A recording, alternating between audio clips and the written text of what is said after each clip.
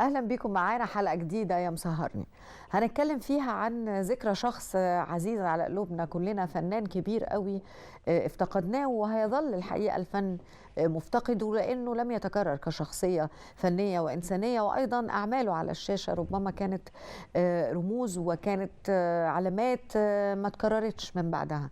بنتكلم عن الراحل فهمي عبد الحميد، الفنان الكبير، الطفل المولود في أول فبراير، زي شهر، زي يعني الذكرى بتمر هذه الأيام.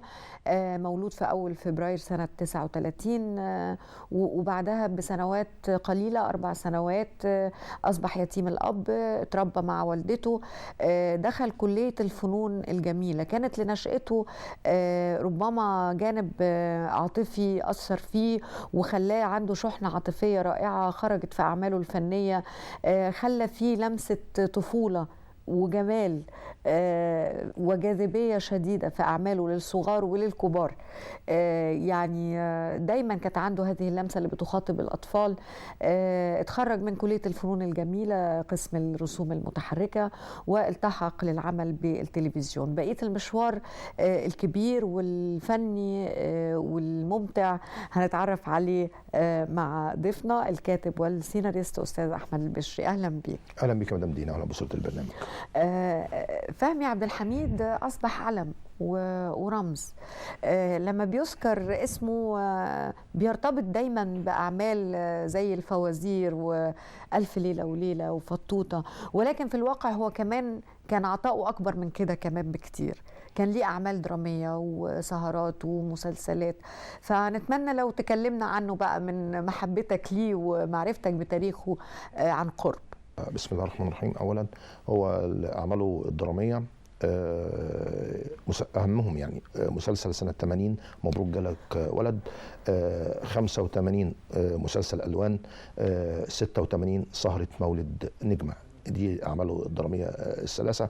لكن هو يعني أثناء هو اكتشف، هو طبعا زي ما قلنا هو خريج فنون جميلة قسم حفر، واشتغل رسام في صحف دار الهلال. يعني كان خريج جرافيك. أنا تخيلت إنه رسوم متحركة. لا، قسم حفر. واثناء دراسته عمل في صحف دار الهلال واكتسب خبره، وكان متميز انه بيع معظم الاوقات او معظم هذه الصحف كانت صحف موجهه للاطفال.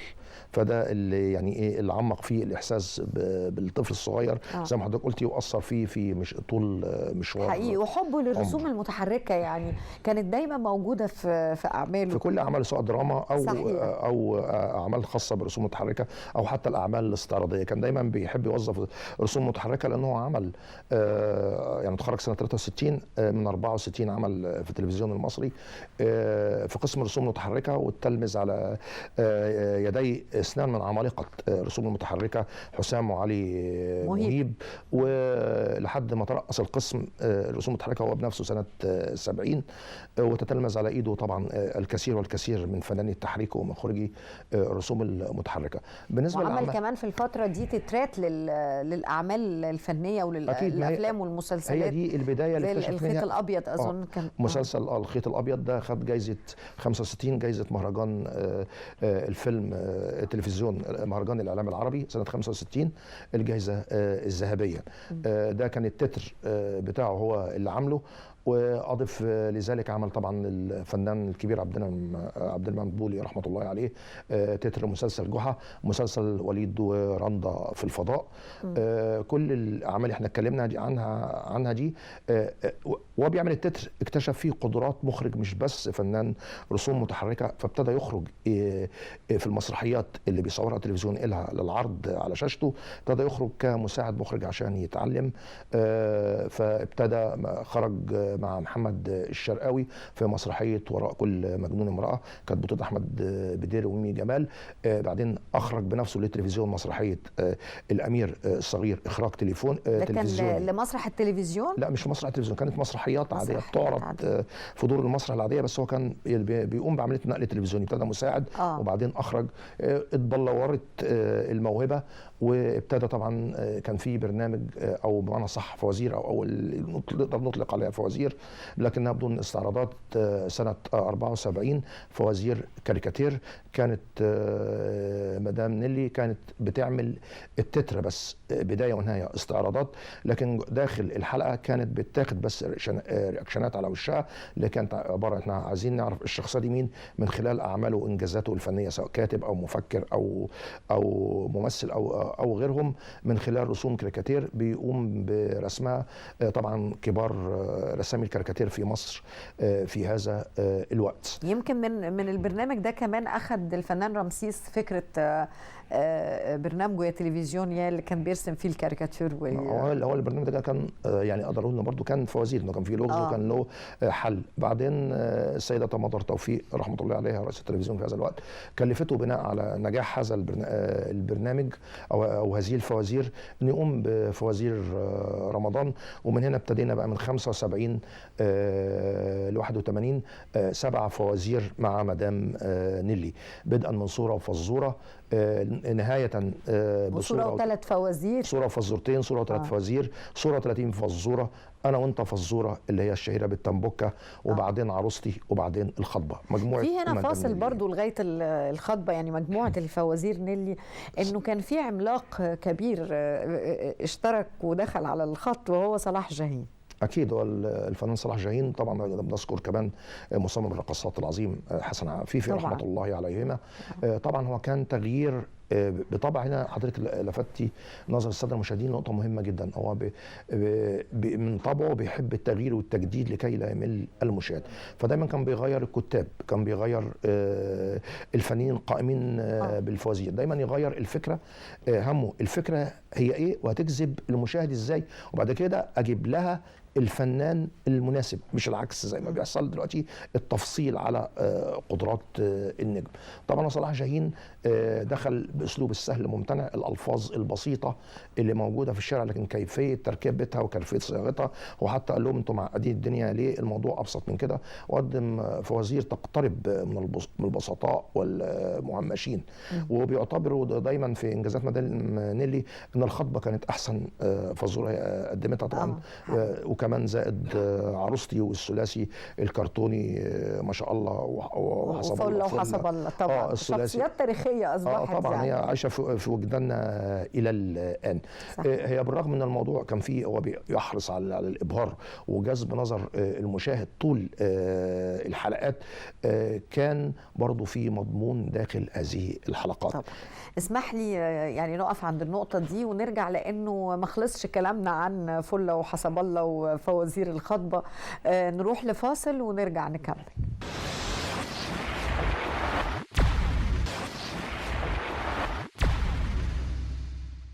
اتكلمنا قبل الفاصل عن يعني قمة هذا التعاون الرائع اللي كان ما بين الراحلين فهمي عبد الحميد وصلاح جاهين ونيلي، طبعا اللي كان قمته في فوازير الخطبة، اللي كانت آخر تعاون مع نيلي قبل ما كانوا هيرجعوا تاني بعد كده بفوازير ورق علم ورق، ولكن ما لحقش الله يرحمه. ولكن الفترة دي تلاها كمان فوازير فطوطة وفوازير شريهان.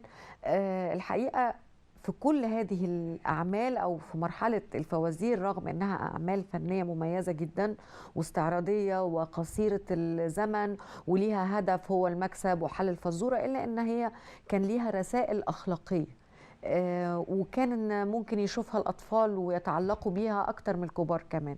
فعايزين أستاذ أحمد البشري لو تكلمنا عن هذه الرسالة الأخلاقية اللي تبناها فهمي عبد الحميد في أعماله. احنا نضرب بنموذج صورة و30 فزورة لمدام نيلي. صورة 30 فزورة كان الجميل فيها نقامة بشخصيتين، شخصية الصحفية دي ثابتة على مدار الحلقات، وشخصية لغز الحلقة وضيفة الحلقة، وكانوا ال30 حلقة عن 30 سيدة من أعلام الفكر والفن، وكان بيقدم نموذج وقدوة للسيدات الناجحات، وإزاي قدروا بكفاحهم واجتهادهم أن يتبوأوا أعلى المناصب ويبقوا من أعلام كل في مجاله. دي كانت في حد ذاتها كانت طبعا مع المجهود الكبير من المكيار من كل العاملين امام الكاميرا وخلف الكاميرا. كان مدام نيلي كنا بنشوفها دايما قريبه من شكل الشخصيه اللي هي تعملها. طبعا ده مجهود كبير طبعا منها ومنهم كلهم. كمان الرساله اللي كانت بتطرحها هذه الفزوره. كمان كان في التنبكه او انا وانت فزوره برضو كانت فيها جماليات اخلاقيه، ان هي بتزور كوكب بنعرف ايه صفه اهل الكوكب ده، سواء صفتهم كويسه او مش كويسه. زي ان كنا نروح مثلا كوكب نلاقي شويه رجليها بتختفي من تحت تدريجيا، فيما معناه بالصوره وبتقنيه عاليه في الوقت دوت ان الكذب ملوش رجلين وان اهل الكوكب ده كذابين. وعشان قعدنا معاهم يوم، هي يوم لازم تمشي لا اما صفه الكوكب تلزق فيها. أيوة. دي كانت قيمه. أيوة ده هنا بيقول ان الانسان ابني بيئته زي ما بيقول دومييه. أيوة وان الرساله احنا عاشرنا الناس دون المستوى الاخلاقي، هتدبنا اخلاقنا لمستواهم. فلازم عشان نعرف ناس جديده، فبتروح كوكب جديد بتقابل ناس جديده بتتعلم صفات جديده. ده يعني ده نموذج مثلا لفزورتين لمدام الخطبه نيلي. برضه الخطبه لانها كانت بتقدم المهن المهن في وكل المجتمع مهنه، وقد ايه كان في احترام وتقدير لكل مهنه مهما كانت بسيطه. طبعا كان كل في مهنه ولها حلقات صعوباتها. مش ما كانش بس الطبيب او المهندس او لا، كان في كمان العامل والفران والفراش طبعا كله يؤدي دوره. كله هي كلها شبكه متكامله كله بيكمل بعض، ما حدش ملوش اهميه، ما فيش وظيفه ملهاش اهميه ايا كان صغرها. شفنا كذلك في مجموعه الف ليله وليله للشريهان كذلك للفنان سمير غانم برز فيه برضو جزئيه الرساله. يعني شفنا في احدى اعتقد كماندو في ألف ليلة وليلة ازاي ان شاندو وهاندو اخواته عملوا السيدة الفقيرة اثناء ذهابهم لمقابلة الملك بالتفاحات الذهبية للزواج من ورد شان، وازاي كان الاخ الاكبر والاوسط بيعملوها بقسوة، لكن حينما عملها الاصغر باسلوب لين اصبح هو الزوج للأميرة وردشان اللي هي كانت شريهان في الأحداث.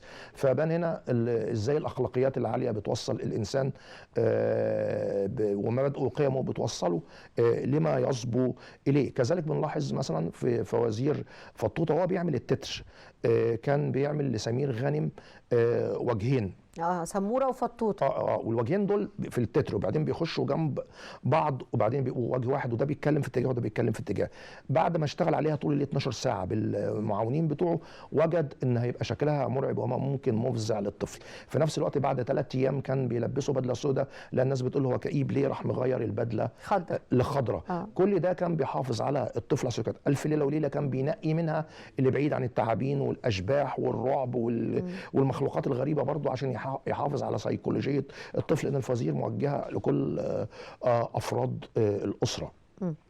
طيب اسمح لي برضو في نقطة مهمة في أعمال اللي راح الفنان فهمي عبد الحميد، إنه هو كان مش بس بينتقي الكلمة اللي بتتقال والرسالة اللي بتتقدم، الغنوة والموسيقى. احنا فاكرين الأغاني وألحانها، تعاون أكيد مع عدد كبير وأسماء كبيرة جدا من الملحنين والكتاب. سيد مكاوي والكتاب طبعا احنا اتكلمنا عن صلاح جاهين وكتاب آخرين كبار، وعبد الرحمن شوقي ويوسف عوف وعبد السلام أمين. هو حتى في آخر موسم له فوازير فنون عمل تحية للجميع بأغنية وعرض صورهم جميعا وكأنه بيودعهم. الله، ده كان في ايه؟ آخر فوازير آخر حلقة فوازير فنون سنة 89 اللي هو 90 ما لحقش يعمل علم ورق. لكن هو كان بيرتب للعودة مع نيلي بعلم ورق. لكن القدر المهمل انه اشتغل فعلا من في فوازير جوهرة بنت السمندل وبدر باسم، اشتغل 5 حلقات منها وكان بصدد انه يخلص ال30 وبعدين يبتدي في عالم ورق. كانت مدحت صالح ومنى عبد الغني وراغده. اكيد. ومين كمل ورا ممدوح مراد كمل الف ليله وليله، وجمال عبد الحميد عمل عالم ورق. بس ممدوح مراد رفض انه يكتب اسمه على التتر وبقيت باسم فهمي عبد الحميد رحمه الله عليه. الله يرحمه ويحسن اليه. تعاون مع ملحنين كبار، سيد مكاوي، حلمي بكر، عمر خورشيد، أسماء حتى الجيل الأحدث، سمير حبيب، هاني شنودة، فاروق الشرنوبي، هو ما فيش منير الوسيمي.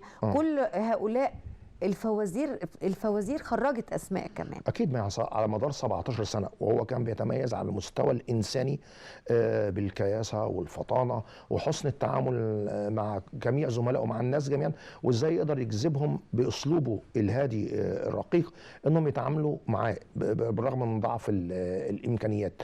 ودي يعني هنا بيبرز برضو ان الفنان مش يبقى محترف بس وبيملك الموهبه وبيملك الحرفيه والخبره، لكن ايضا بيملك الشخصيه او الكاريزما اللي بتقدر، القائد اللي يقدر يجمع الاسماء الكبيره دي كلها تحت رايته. لا، وفكره كمان التواضع، ان هو يعني لما يشتغل مع ملحنين زي محمد الموجي، سيد مكاوي، حلمي بكر، عمر خورشيد، اسماء كبيره، وبعدين يبدا يكتشف اسماء جديده ويخرج الجيل الشباب في الوقت ده.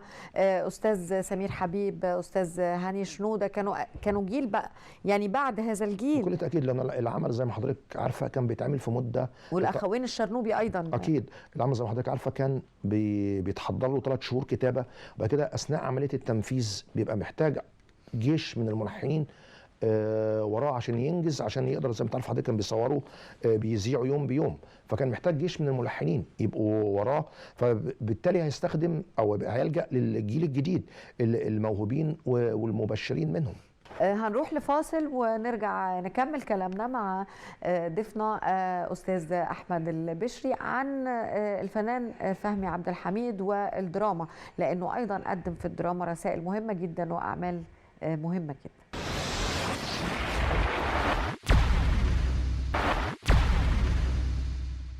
أهلا بكم مرة تانية ونكمل كلامنا عن الفنان الكبير الراحل فهمي عبد الحميد، وخلونا نتكلم عن أعماله الدرامية لأنه كلنا عارفينه بالفوازير وألف ليلة وليلة وتاريخه الحافل في هذا المجال، ولكن خلونا نتكلم عنه أيضا كمخرج لأعمال درامية هامة قدمت رسائل إنسانية هامة جدا. أستاذ أحمد البشري، يا ريت تعرفنا على أعماله الدرامية. اولا كان مسلسل مبروك جالك ولد سنه 80، مسلسل الوان سنه 85، سهره مولد نجمه سنه 86. طبعا هو اللي مسمع معانا ولا زال يعيش معانا وبنشاهده باستمرار هي سباعيه مبروك جالك ولد. هي الجميل انها معموله بتكنيك السينما، بوزيتيف ونيجاتيف ومعمل وتحميض، يعني هتعيش خالده ابدا. الجميل هنا طبعا هما توأمه الروحي الفنانه نيلي والنجم محمود عبد العزيز، وكان الجميل انه الطفل شريف محسن كان بطل ثالث معاهم اللي هو الولد اللي اكتشفه. برغم ان التمه ما اقدرش اقول انها اللي كتبها لين الرملي مع شعر سيد حجاب، ان طبعا المسلسل ما اقدرش اظلمه لو اقول ان هو مسلسل كوميدي فقط. هو غنائي استعراضي، في ميلودراما، في حركه، في تشويق واثاره، يعني في تقريبا عمل كل حاجه واي حاجه في الفيلم ده. جميع انواع الدراما اقدر اقول انها كانت مكثفه في هذه السباعيه بمعدل كانت من نص ساعه ل 35 دقيقه الحلقه، يعني اقدر اعتبره انه فيلم سينما طويل يقرب من 3 ساعات 3 ساعات ونص. ان هو يدير طفل يبقى بطل العمل، دي عمليه في منتهى الصعوبه بتحتاج جهد وصبر. ان هو يقدر يسيطر على ادواته ويقدم هذا الكم من الاستعراضات، بالاضافه للديكورات المبهره اللي بتقدم خلالها الاغاني، بالاضافه طبعا للاستعانه بالكرتون، وبالاضافه ان هو الخرج اللي عمله في جنينه الحيوانات او في حديقه المدرسه والاستعراضات اللي اتعمل فيها. الحلقه الاولانيه لوحدها كان فيها 3 اغاني واستعراضات. كذلك لما كانت الاغنيه الشهيره كان في فرشه صغنطه بتقولها نيلي لابن جوزها، أيوة. برضو كان كمل ابهار في الاخراج جميل. الحقيقه احنا اطفال ما كناش نعرف اسماء المخرجين ولا نعرف يعني ايه التتر ونتابع، كنا بنتفرج وخلاص، لكن ما كناش نعرف غير اسم فهمي عبد الحميد. اكيد. وهو هنا بنلاحظ هنا في المسلسل فن اداره الممثل. يعني نيلي هنا بقى بره غير الاستعراضات اللي عملتها في الوجه، التناقضات جوه المراه، واجبها نحو الطفل والده سافر وهي فوجئت انه عنده ابن من زواج سابق بدون ما عرفته هو شخصيا، من ولد طرق عليها الباب واقام عندها ازاي الغيره من الزوجه الاولى وان في ابنه، وان هي طبعا كانت بتعاني مشكله انها عدم الانجاب، وفي نفس الوقت واجبها الانساني جواها تناقضات تناقض المشاعر طبعا عن طريق توجيهات استاذ فهمي، مشاعر الانثى وواجب الام البديله. كذلك التناقض عند محمود عبد العزيز ما بين ابنه وبين زوجته الجديده، برضو ده كان باين في ادائهم وكادراته الجميله في حيره، ده في جانب وده في جانب، ومحمود عبد العزيز واقف في النص. ابرز كمان المسلسل قيمه مهمه، شكل المجتمع المصري سنه 80 بعد الانفتاح. كمل انهيار في الاخلاقيات والمبادئ، بنشوف بدر الدين جمجمه على سبيل المثال للحصر يعني من السلوكيات السيئه اللي كان بيرصدها وبيدينها، ان هو بيطارد زميلته، هو كان مدرس التربيه الرياضيه، ونيلي مدرسه الموسيقى بيطاردها ويدفعها للطلاق من زوجها كي يتزوجها هو، كم انهيار الاخلاقي. كذلك سعيد عبد الغني اخو دلال عبد العزيز اللي كانت الزوجه الاولى لمحمود عبد العزيز، في الاحداث بيحاول يخنقها وبيخطف الطفل عن طريق بلطجي ويقايد ان يتنازل على 50% من الثروه مقابل انه يرجع الطفل. شفنا رصد هذا الانقلاب الاخلاقي في الهرم المجتمعي في هذه الفتره، يعني يعتبر مش بس مسلسل، هو وثيقه تاريخيه لمرحله مهمه جدا تعرض لها المجتمع. إذا فهمي عبد الحميد، زي ما كنا بنقول احنا كأطفال واحنا صغيرين، لو كان حد يسألنا يعني ايه مخرج نقول يعني فهمي عبد الحميد، ما كناش نعرف غيره، كنا بنشوف كل أعماله، ازاي قدر ان هو يقدم أعمال تجتمع عليها الأسرة الكبار والصغيرين ويتعلق بها الجميع، ازاي قدم رسائل إنسانية عالية المستوى جدا من خلال أعماله، حتى مش بس الأعمال الدرامية ولكن لأبسط عمل استعراضي بسيط، أغنية فزورة، حلقة من ألف ليلة وليلة، إزاي كان حريص على هذه المبادئ والأخلاقيات. رحمه الله ورحم كل هذا الجيل من العظماء اللي قدموا لنا هذا المثال والقدوة، واللي كانوا رواد في مجالهم واللي قدموا أعمال الحقيقة ما قدرش حد لحد النهاردة يكرر لها مثال. شكرا لحضرتك جدا، وأسعدتنا في هذه الذكرى الغالية على قلوبنا، ذكرى الفنان الكبير فهمي عبد الحميد. شكرا لمتابعتكم، ويتجدد لقاء غدا مع أسرة جديدة وبرنامجكم يا مسهرني.